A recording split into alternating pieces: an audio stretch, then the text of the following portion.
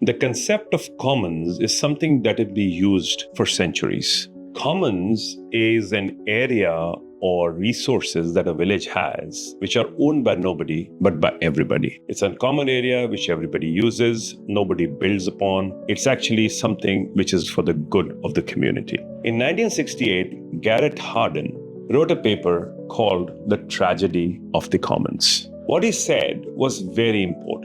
It said that when things are owned in commons or shared in commons, and he gave the example of a green pasture, a pasture which is a common pasture for everybody in the village, it gets overgrazed. Everybody overuses it as if it's about to finish. They actually overuse it, and because nobody's paying for it. And at the end of it, everybody is a loser because the green pasture which was overused is now not available to anybody, including the person who overgrazed it. This seems to be the problem that plagues everything that we do in common. Let's take the example of talent. When talent is scarce, instead of people using it sparingly, they start actually hoarding it. Recently, we saw the kind of money that large companies like Meta gave for talented people. They actually broke open companies which were going along and paid more and hired away all this talent. What this does to the commons or to the ecosystem as a whole is it raises prices for everybody. Smaller companies, more innovative companies have no chance because they cannot match those numbers which the large company incumbents can pay, and everybody, again, is a loser. The same thing is true for funding. So when you go into funding, you realize certain large companies end up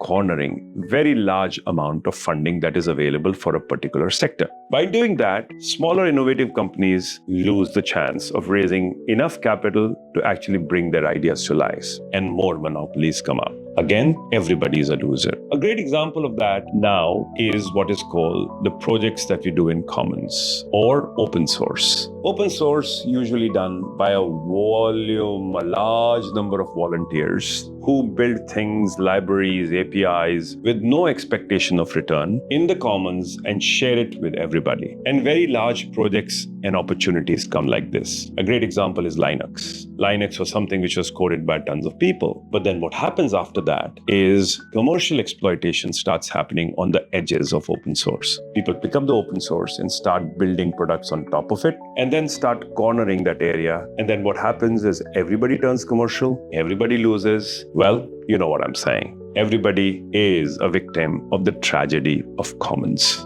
What can we do to make sure that we don't become victims again and again? Well, we should start thinking for everybody, not just for ourselves. We should start thinking for the common good and not just our particular tactical good. By doing that, we make sure that larger amount of resources are available for larger number of people and everybody wins.